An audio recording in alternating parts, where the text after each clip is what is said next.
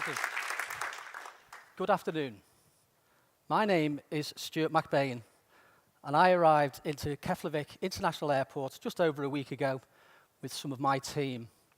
Once we'd cleared customs, we went and collected our electric vehicles.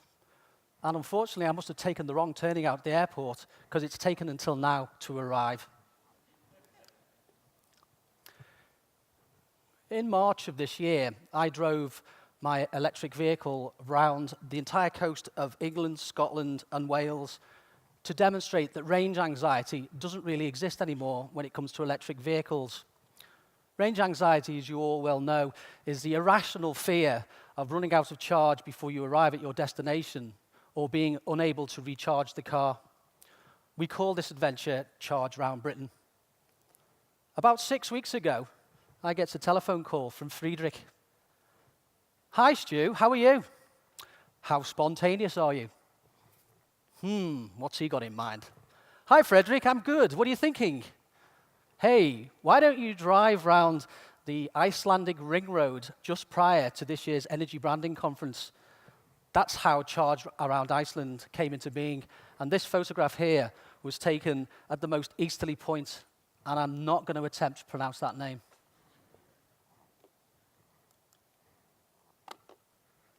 How does an accountant from Liverpool end up driving around the coast of Iceland? Well, I was born in 1964, and the reason that is relevant is because by 1973, I was 9 years of age, and 1973 was the year of the OPEC oil embargo, and for a little 9-year-old child, what that meant is the electricity went off at 6 o'clock at night. And that was quite exciting for a child, but it was the first time that I became conscious of what energy was all about. Fast forward 3 years, and I'm now 12 years of age. Told you I was an accountant. And we're all in school. And one day we get taken into the main assembly hall to be shown a promotional video by BP or Esso. I can't remember which company it was. But what I do remember very clearly is at the start of this documentary, there was a supertanker, probably that one actually, and it was in the sea, lovely clear day. And the narrator was saying, listen, boys and girls, don't worry, there's at least 60 years of oil left in the ground. And I'm thinking, 60, and I'm 12? That could be within my lifetime. And I'm looking around at the teachers and saying to them, why are you showing us this horror film? What's the solution? Why are you doing this to us? And that was the point in my life that I decided I was going to try and do something about this forthcoming problem. Electric vehicles, they've been around for quite a long time. Indeed, when humans were experimenting with the mechanization of transportation, electricity was one of the options that was being considered along with gas and hydrocarbons. Now, we all know which was the one that won in the 20th century. What I really like about electric cars is the possibility of where does the energy come from. And in a country like Iceland, they have a chance of being the first country in the world to completely electrify their internal transportation system. I just want to take a moment to thank all of you in this room, because you are the experts, you are the innovators, and you are the industry leaders. Everything that you do makes that 12-year-old boy I was talking about before feel less frightened about the future.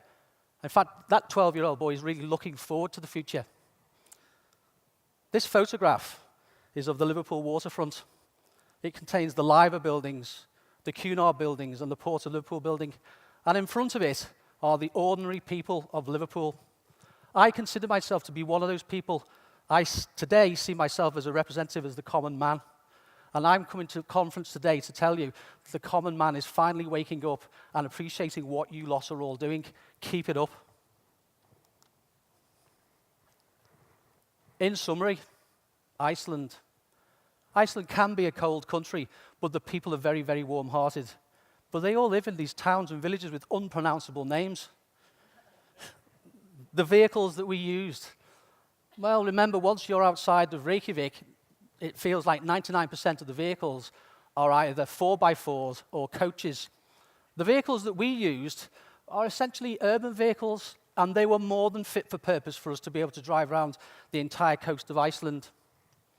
The charging infrastructure. Again, there was no problem with the charging infrastructure, and I know there are plans to increase and make more, which can only be a good thing. Personally, this has reassured me that I'm on the right track. In my firm, Stuart, McBain Limited, we're an accountancy practice. We've been working on financial systems and models that will enable our clients to better assess their sustainability when it comes to energy. The other thing that we've noticed, though, is the psychology of change, or more importantly, the psychology of inertia. And so we're working on a change management program which will enable our clients to better understand the benefits of changing to renewable systems. There is a saying in English, is you can take a horse to water, but you can't make it drink. What I'm hoping with the products that we're developing is not only can we demonstrate to the horse where the water is, but we can also explain to the horse why it is beneficial to drink that water. Conference, thank you for your time today.